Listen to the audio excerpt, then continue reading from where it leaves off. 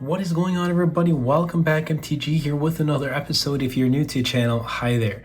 So this is the OnePlus 10 Pro, and I want to share with you guys my experience of using this device in nearly 3 months and counting. The goods, the bads, and everything I've seen using this OnePlus 10 Pro. But before I do begin, I want to quickly talk about the wallpaper that you see right here. This is my latest wallpaper pack. It's called Drip.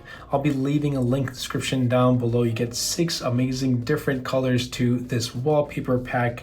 Again, links will be in the description down below if you want to check them out and support the channel. And also shout out to Ghost, my favorite flavor, Sour Patch Kids Red Berry. Anyway, without further delay, let's dive right in.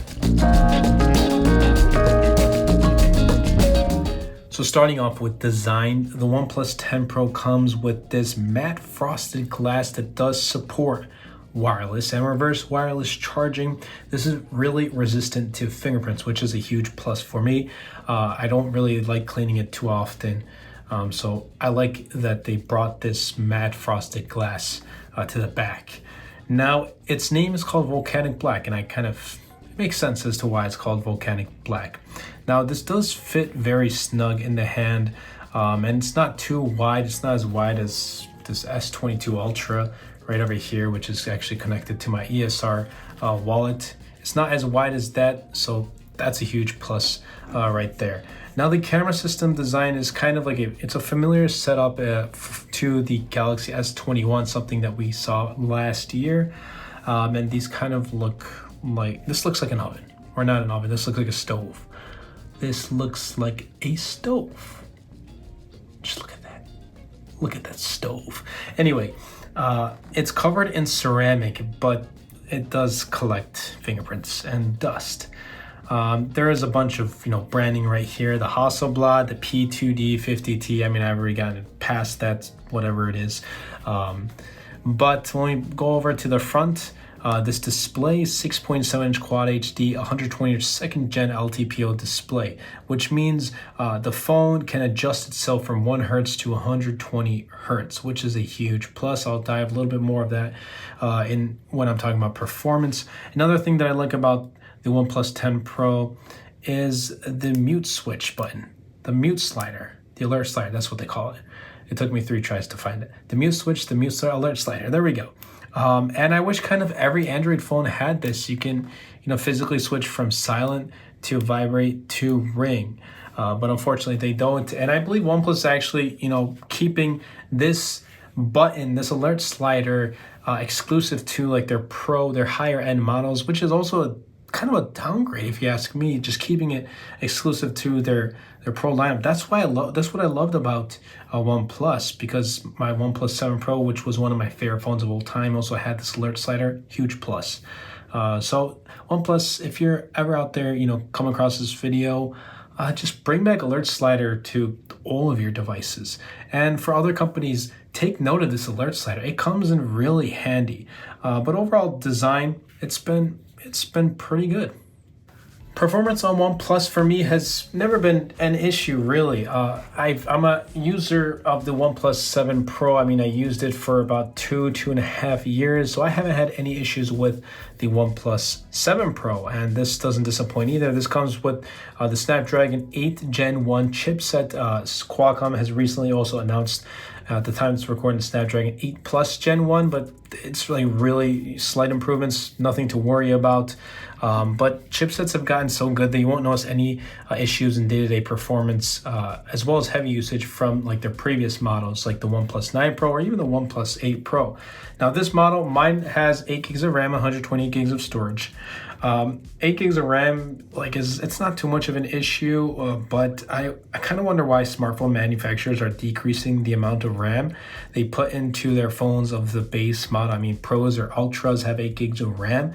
I mean, it's not like you're not going to do well with 8 gigs, but there are devices that have 12, 16. When you say Ultra, what comes to my mind is the Ultra, the best of the best, having 12, 16, maybe even 18 gigs of RAM in some devices. So I kind of wish, I mean, this is not Ultra, it's a Pro, but it's still nonetheless Pro, Ultra. You'd expect to have more than just a base. So that's just something I question. That's not too much of an issue. Now focusing more on this display, the fingerprint, it's been pretty fast. It's an optical, and I've come to enjoy it. It also has face unlock, as you can see, and it's very fast, which I also do like. I like OnePlus's face unlock. It's not Face ID, it doesn't have the extra sensors, but for just normal day-to-day use, it's super fast. And an improvement OnePlus made from their previous device was move the fingerprint sensor up just a little bit. I mean, last year was really low. This year it's, a little bit higher, which is just easier to use. This display though, it's super crisp and vivid.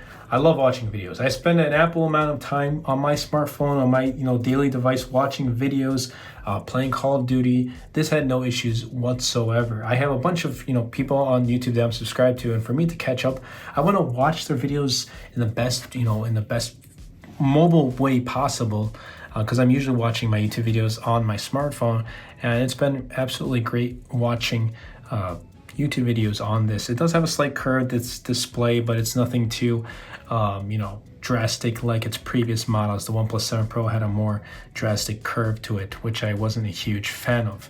Display, super crisp and vivid. I give it a plus. Now the 10 Pro comes equipped with Oxygen OS. It's their custom user interface on top of Android 12.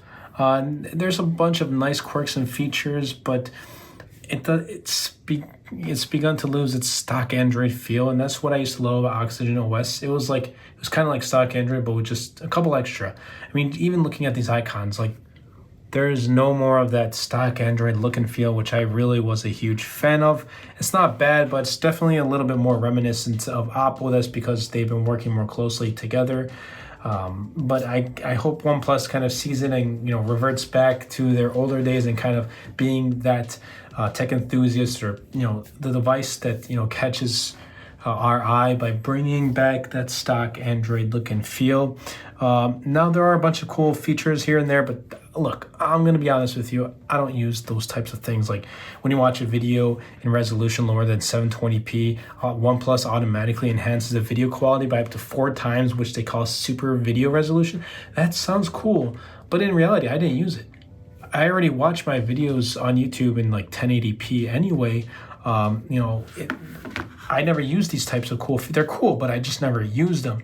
Gaming has been awesome. I absolutely love gaming on OnePlus devices too. 7 Pro, that's when I got used to using or playing Call of Duty on the OnePlus 7 Pro, and I've had no issues with this either. It comes with a vapor chamber of copper carbon on both sides of OnePlus 10 Pro.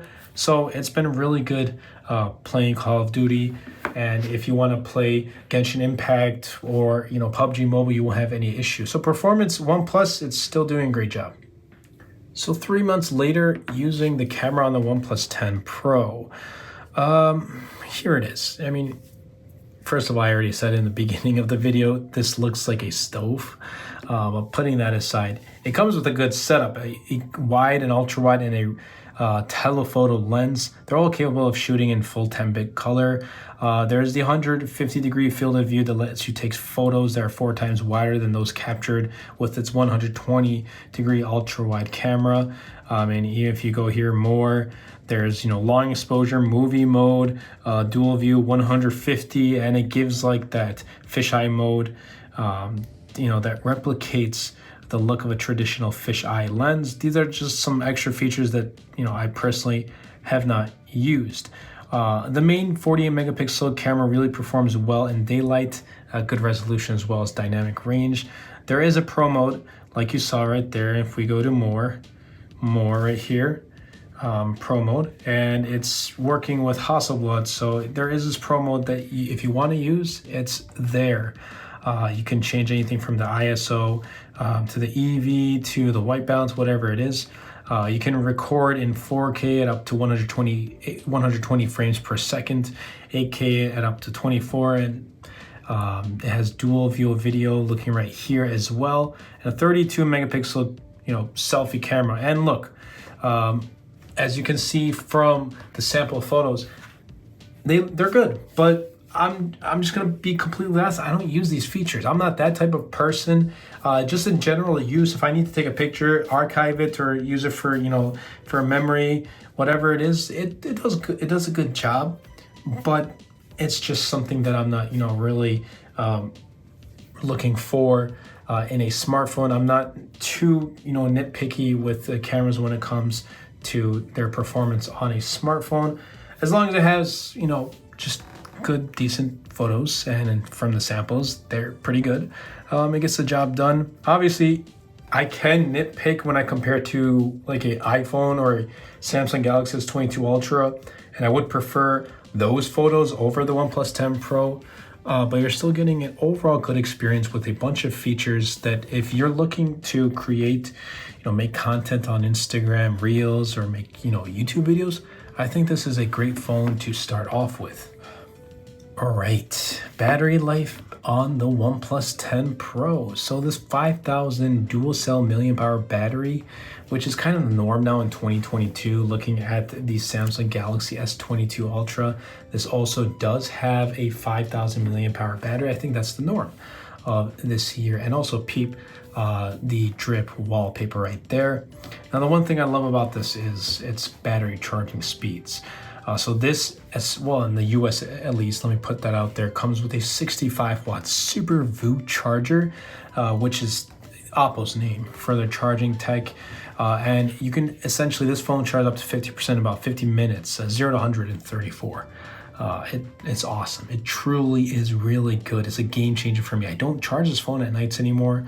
I just charge it in the morning when I wake up, getting ready for the day, having breakfast or whatnot. And it's charged 0 to 100. I'm all set to go. Now, unfortunately, this doesn't ship with the 80 watt Super VOOC.